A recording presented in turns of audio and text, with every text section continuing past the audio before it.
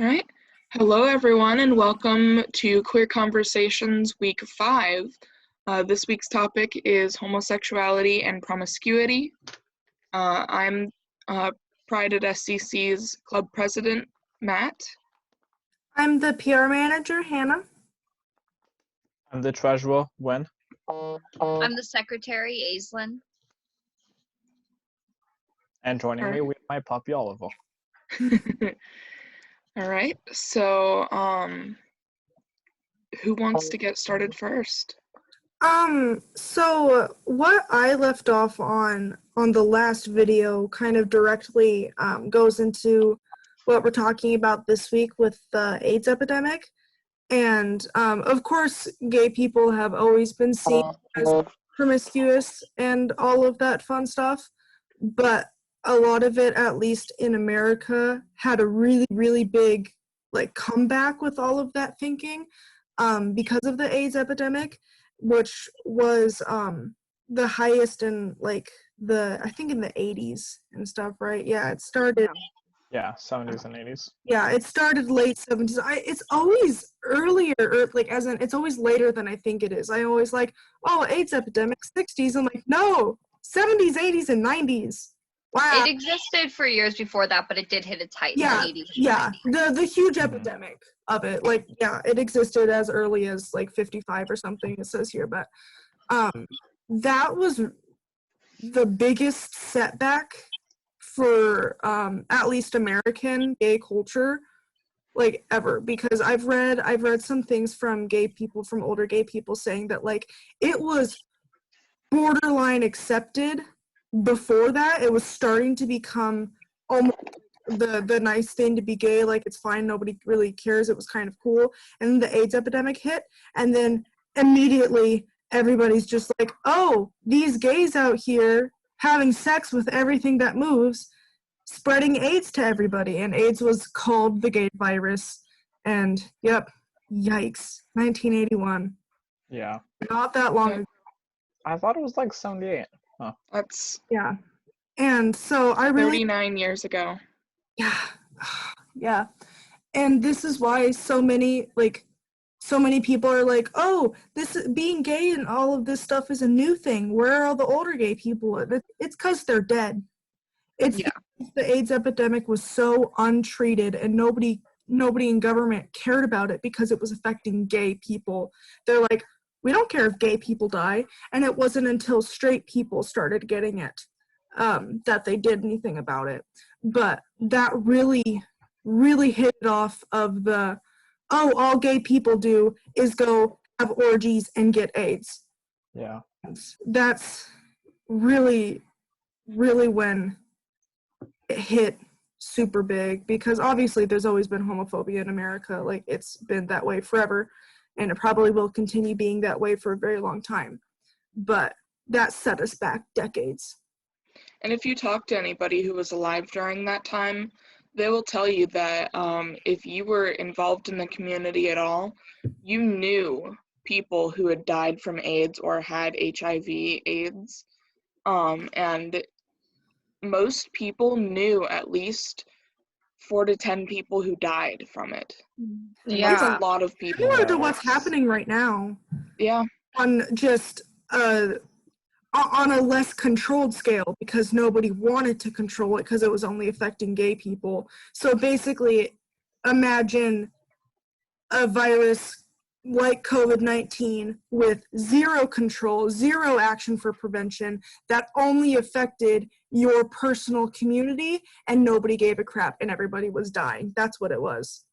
But also, a huge part of the stigma was that they thought it was transmittable through touch and through air and things like that, but it wasn't. It's only transmittable through blood or fluid. And for example, Princess Diana was a big part of it, because she would hug people who were infected with AIDS. Yeah. Mm-hmm. Yeah. Yeah. And going back to knowing an older community, I used to work with 2 ladies who are a married lesbian couple, and I'd say that they're probably in their 60s or 70s at this point. it's not just 4 to 6 or even 10 people that they knew at the time. I mean, by now, today, they've known hundreds of people that have died from AIDS at this point, because it's not just from that time. Like, people would get sick at that time, but the disease can take years to progress fully and actually kill you. Yeah. And so there would be people that didn't even know they had AIDS, and years later their symptoms would get really bad, and they would catch the flu and just die. And there was no real warning for it. They would just die because they were not feeling well, but they couldn't get medical care in the first place, so they never really felt well. So that was a big problem that these ladies talked to me about, is that especially their trans friends that couldn't get proper medical care, they would go years without seeing a doctor and wouldn't know they had AIDS and wouldn't feel well, but they would just be like, oh, it's just I don't feel well because I haven't been to the doctor. And then they would catch the flu one day, and a week later they'd just be dead from a completely preventable disease because they had AIDS and didn't know it. Yeah, if you want to watch something to learn a little bit more about the AIDS epidemic, as well as promiscuity, as well as needing to be promiscuous, even though it's not promiscuous to do sex work, it's just another job. Go watch Rent, Honestly. the musical Rent. It is incredible, and it was made about the AIDS epidemic during the AIDS epidemic, and it has trans characters, sex workers, and like, it's a great musical that's accurate. That make for it's Wince is amazing.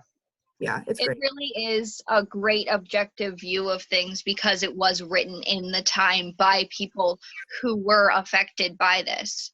I think that we, maybe moving on from the AIDS epidemic, we should talk about sex work, like you just brought up, because that's another really big hot topic. I think all of us are supporters of sex work in this. That's just a disclaimer. All of us completely support sex work. I think, I don't want to speak for you guys, but all of us, at least for the most part, support sex work. And one thing that we should lay out is what sex work includes, because sex work doesn't always actually include sex. Sex work can include burlesque dancers and strippers, and it can include dominatrixes, which don't always have sex with their clients. It's about dominance. It's not always about sex. And something else too is we all support healthy consensual sex work. Yes. Yeah. A lot of people that are sold into sex work. I mean, I feel like that's kind of trafficking is not sex work. Yeah, trafficking isn't sex work. That's just human trafficking. And there are lots of people who have to do sex work that don't want to, and obviously we support what they're doing, but also hope to help them not do it. But then there's also all the people that are like, they do sex work and they love it. So there are multiple different kinds of support. And so like, we support healthy, actual sex work, and hopefully want to care for the people who want to get out of sex work. So one thing continue. Okay. One thing no one brought up yet that I feel is very important to talk about, especially with it being the 21st century, is cam stars and models, LGBT people who do who make videos and sell them to like PH or OF or whatnot. So sex work definitely does include porn stars and cam stars, which cam stars don't always have sex with other people either. And it also includes, prostitutes, which I think when people say sex work, that's the first thing that pops into their mind is a prostitute. But really, sex work is a whole spectrum of people that includes dancers and porn stars, people who are in safe environments, usually is what we include as sex work, because if you're not in a safe environment and it's not consensual, it's just trafficking. And if you suspect that somebody is being trafficked, please try to either contact them and talk to them about it, personally, which should be always be your first step. Mhm. And if that doesn't work, there are numbers that you can call. Don't immediately call the cops. There are numbers that you can call. Cops should always be your last thing. Like if somebody is being beaten to death right in front of your eyes, you can call the cops. Yeah. But there are always resources you can find before that. Yeah. That are, Because especially with LGBTQ plus people, having the cops called on even if you're being attacked and the cops are called, there are chances that bad things can happen to you as a person. especially if you're of color, and especially if you are Black. So Yes. Yeah. So always remember to call nonprofits and hotlines before anything else, because if it's not imminent danger, try not to call the cops. Mhm. And kind of one of the big reasons behind that is there is a thing called gay panic or trans panic, and that is kind of it's a I don't think it's a law. It might be a law that kind of supports people who shoot or kill gay or trans people because finding out that they were gay or trans made them panic. and then they killed somebody. It's Yeah, fine. and they killed them, which is completely ridiculous. And honestly, if they're gonna have a law like that, it should go both ways. Exactly. You're straight. Exactly. We're more scared of them than they are of us. We're They like just hate sharks. us. Yeah. They like- have a gun. Yeah. Most of us don't. Yeah. They're not scared of us, they hate us, and we're scared of them. So Yeah. To touch on that real quick, sorry Hannah, didn't mean to cut You're you off. To touch on that real quick, I am looking at a .org about it, and you can share your screen, by the way. oh, I can't. Okay, I didn't know everyone could do that. Host has disabled screen sharing for all the participants. We can figure out that issue later. I can just read off. Here, try now. Okay. Ah, nice. I want to share my Google Chrome. There we go. Let's full screen that. Okay.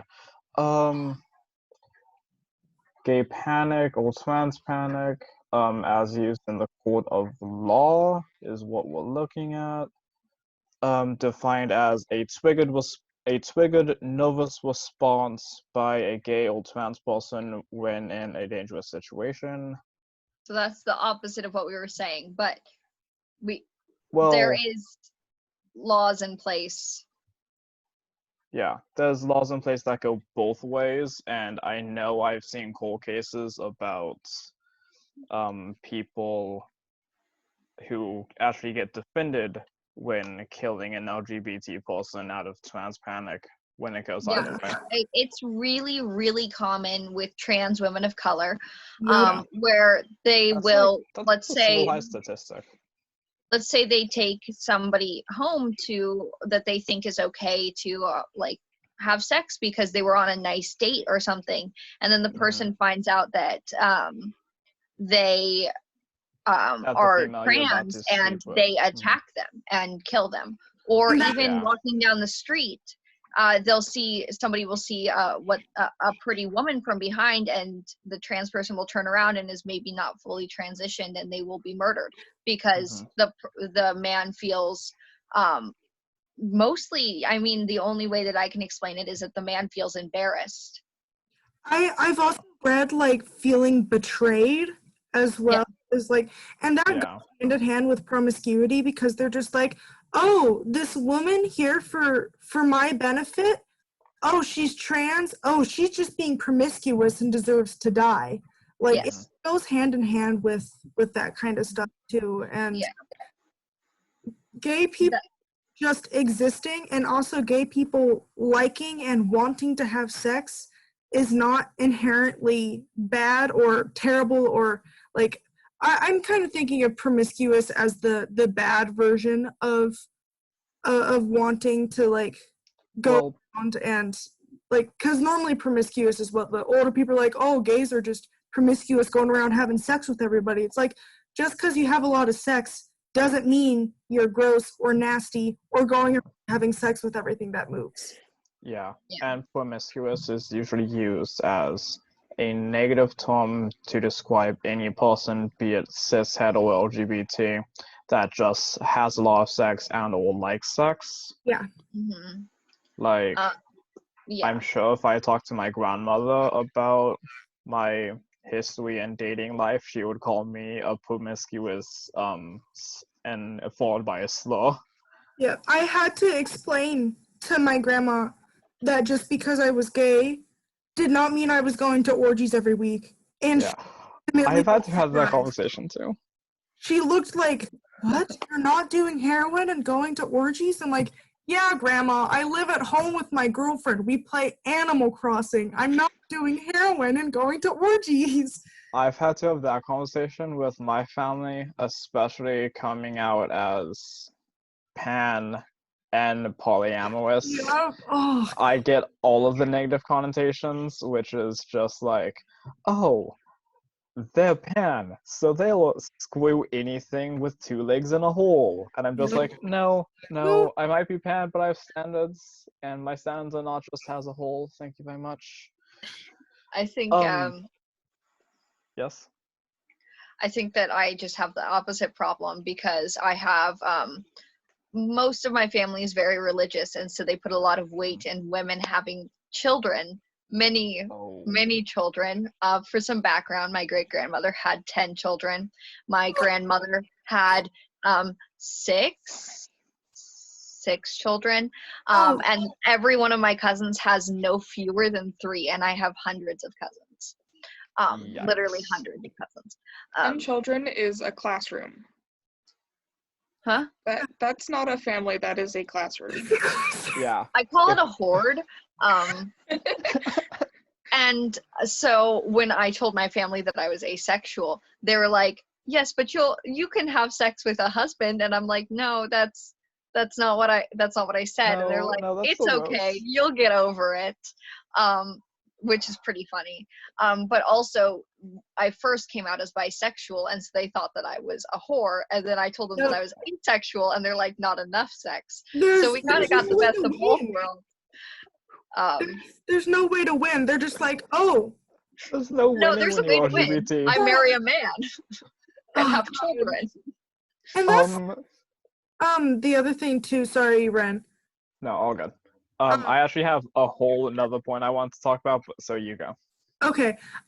Something else too that it goes along with the promiscuity and stuff is like straight people, specifically white cis straight men, can go around having as much sex and being as promiscuous and unhealthy sex as they want, and everybody's like, "Oh, bro, you're doing great, Whoa. girls, awesome." But as soon as like a person of color enjoys sex and but also doesn't want to be sexualized, because those are two very different things.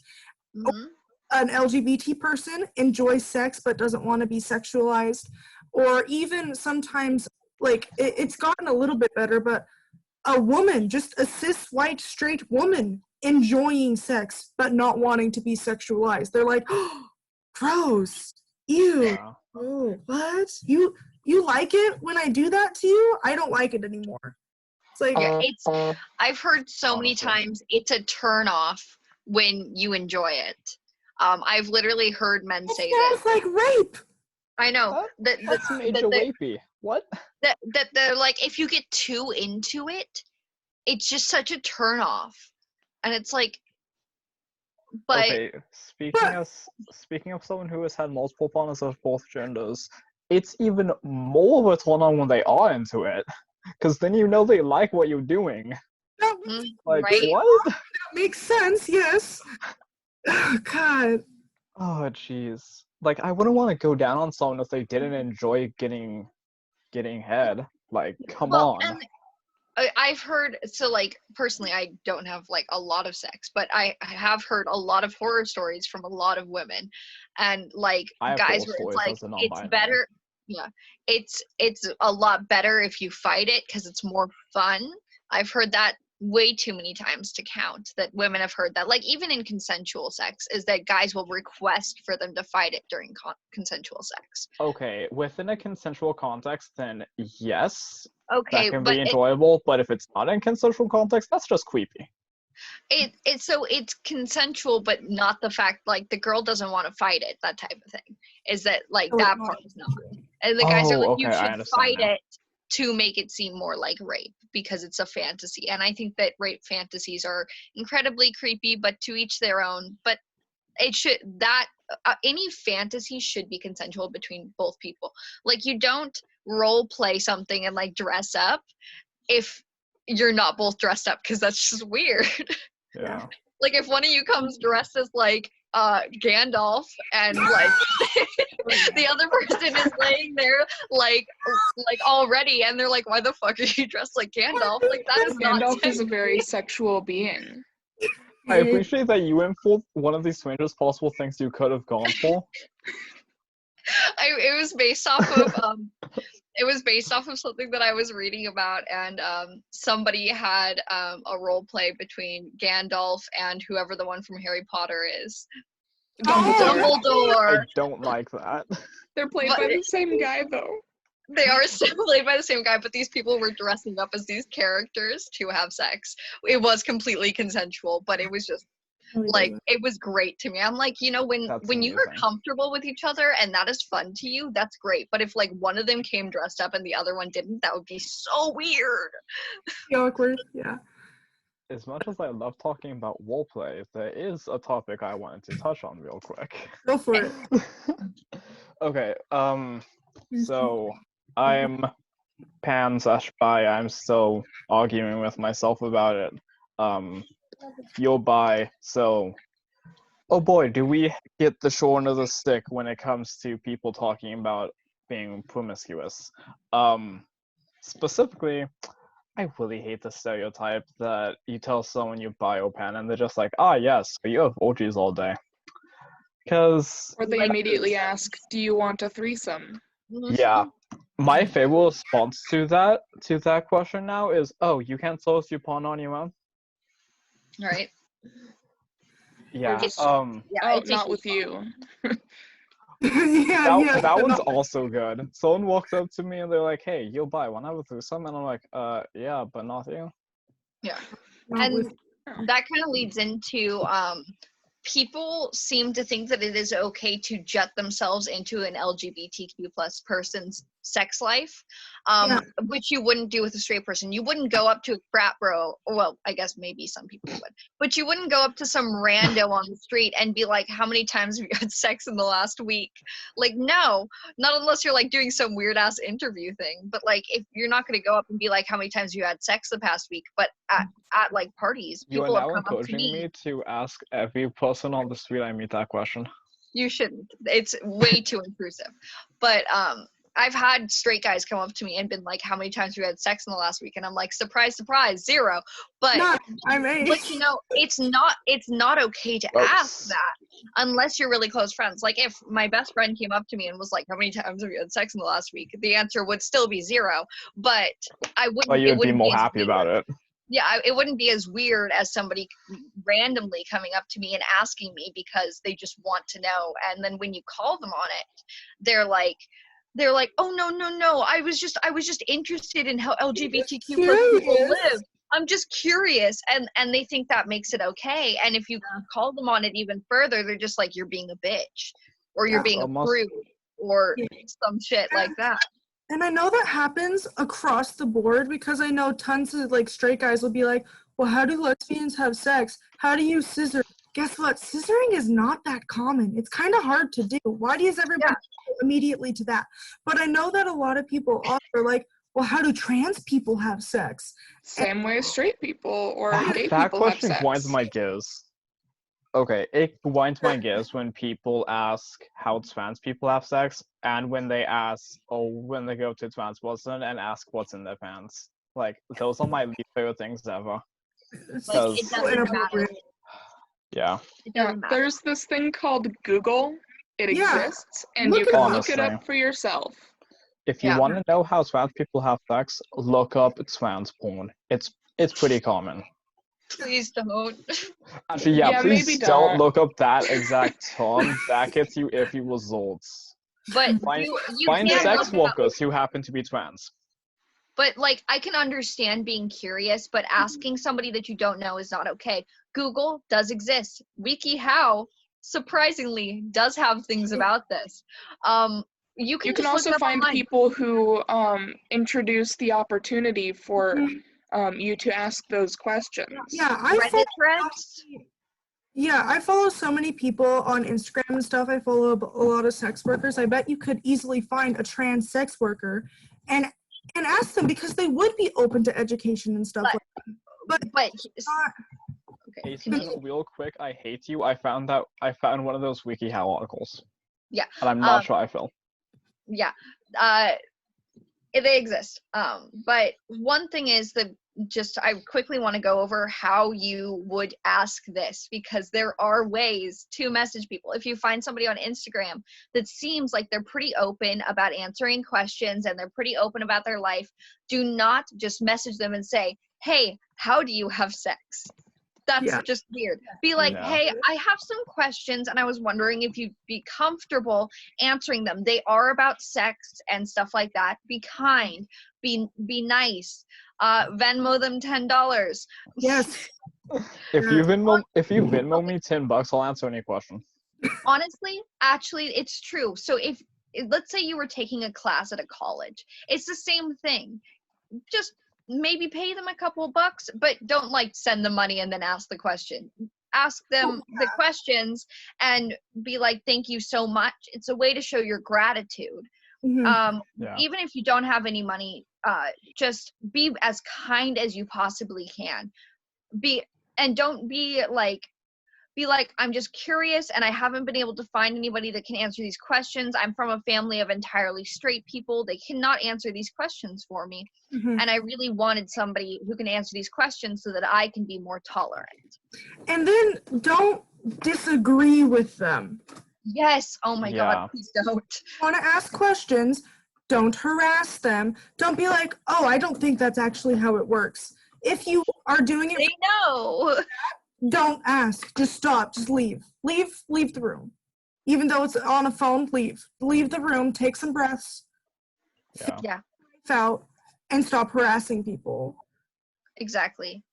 You do not have the right to disagree when you are asking questions.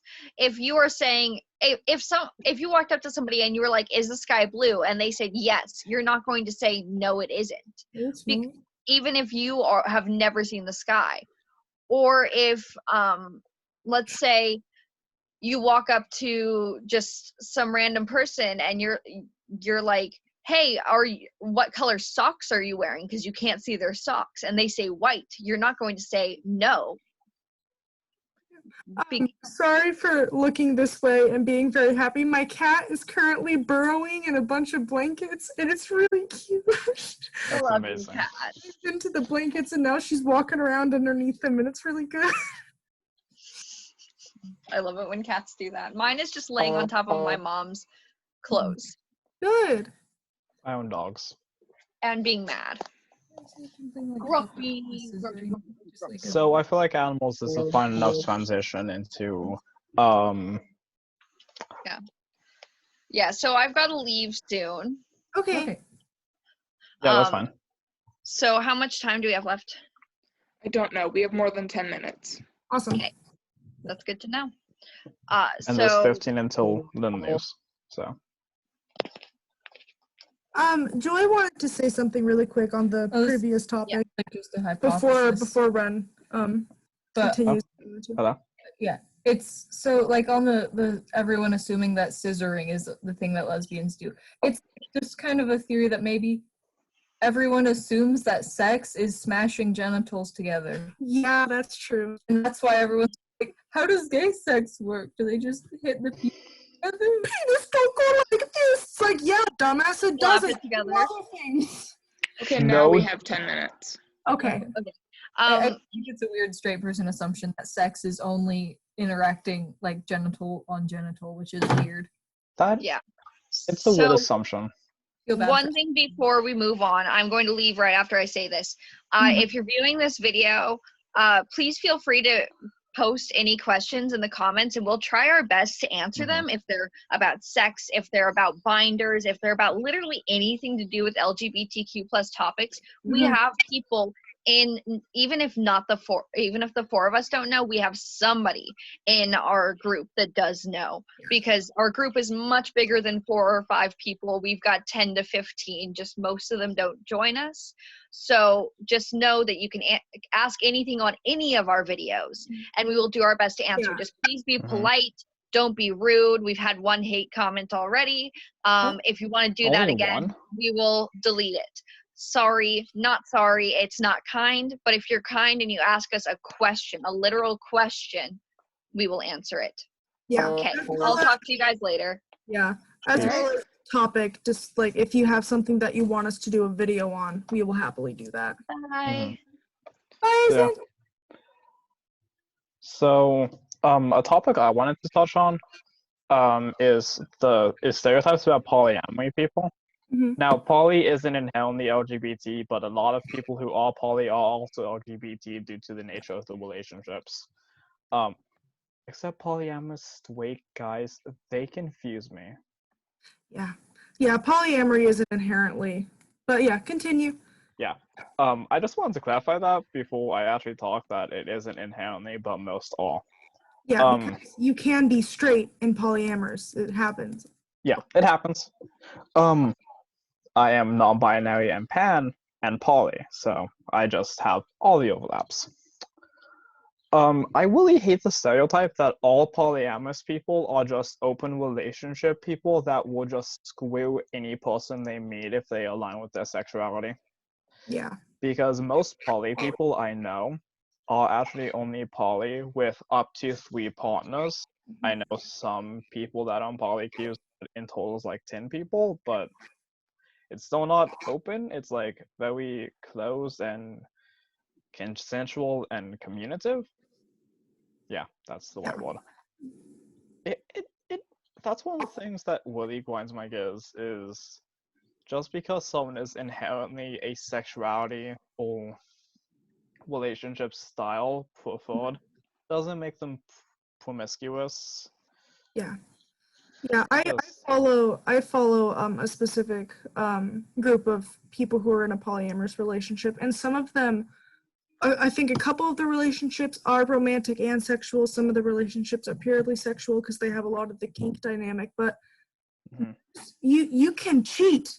You can cheat in an open relationship. You can cheat in a polyamorous relationship.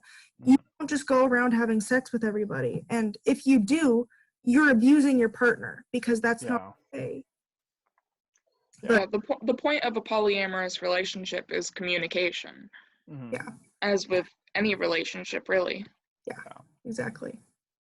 Yeah. At one point I was in an open poly relationship, and it wasn't open in the fact of both of us just kind of screwed whoever, but it was the fact that the 2 of us loved each other, but we also wanted other people because it's just the way we are. So we told each other, and we were like, hey, this is going to happen soon. Just then you know, is that okay? Like, it's not hard. It's just people need to be aware. Yeah. Yeah. And that's, people both in polyamorous relationships and in just monogamous.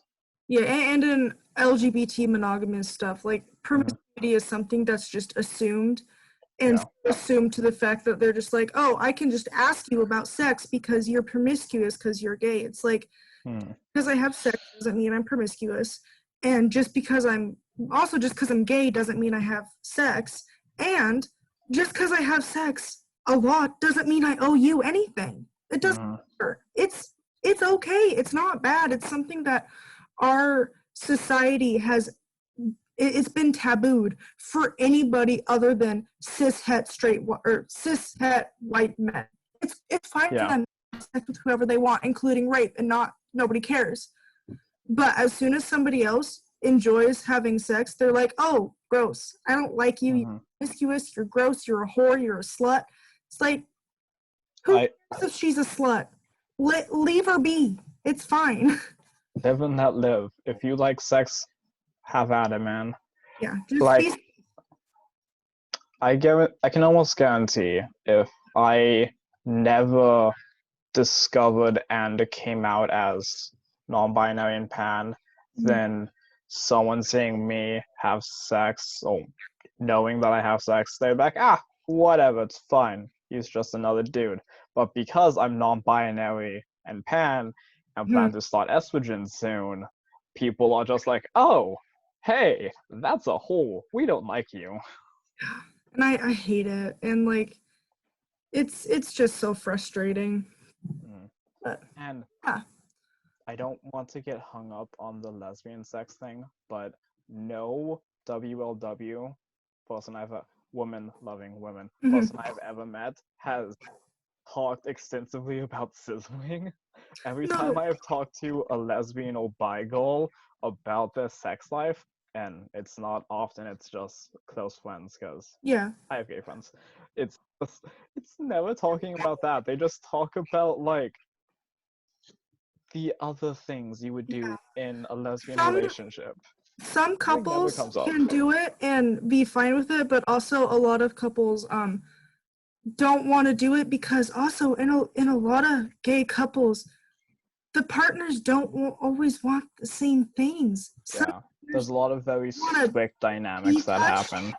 And some partners don't want to touch them, so sometimes scissoring is it's like, ooh, I like be uncomfortable with that because of the way my relationship with Joy works. That's weird. But it does happen, and there's lots of fun ways to do it for people who do, but it's not a staple in most relationships. And yeah, and I've also seen like so many people confused about how gay men have sex. I'm like, I find that one to be really funny because I've got questions about it. The last time I was with another AMAB person, because they were just like, how does that work? It's just, and I'm just like, okay, if you ask me that question, I'm not going to sit here and explain it to you. That will take me way too long. Every time like I see comments like that, all I can think of is the part in The Office, if anybody's watched The Office, where it's I know exactly what you're talking about. Seasons where Dwight is asking the HR rep how gay people have sex. He's like, how do they determine which man decides to open up their penis to accept the other man's penis? I think of that scene every single time. Some stupid person's like, well, how do gay people have sex? It's like, we have it better than you, and nobody is opening penises or anything. What's wrong with you? Oh, God. It's a good scene. Okay. Quick question, and this is more so directed at Matthew. How has the fact of you being a gay trans man, but also being ace, affected how people see you in a sexual light? So, well, first off, I'm not gay. I'm Sorry, I was bi. just saying. It's fine. No, it's fine. Nobody really comments on my sex life. It's more of like, I've had to explain asexuality to my parents, and my parents are very like, they hold the cis body and you know, cis het relationship dynamic to a higher light, and so it's so when I've told them that I'm ace, they're like, oh, that's sad. Like, yeah, so it's not sad, it's just another way to live your life, and we have less than a minute left on this. Yeah. Okay, so we already know next week's topic is... Yep, it is J.K. Rowling and how to deal with liking Harry Potter, but not Rowling. Yeah, so... Oh, man, that's going to be fun. Yep. Yeah, awesome. Looking forward to it. Okay, bye!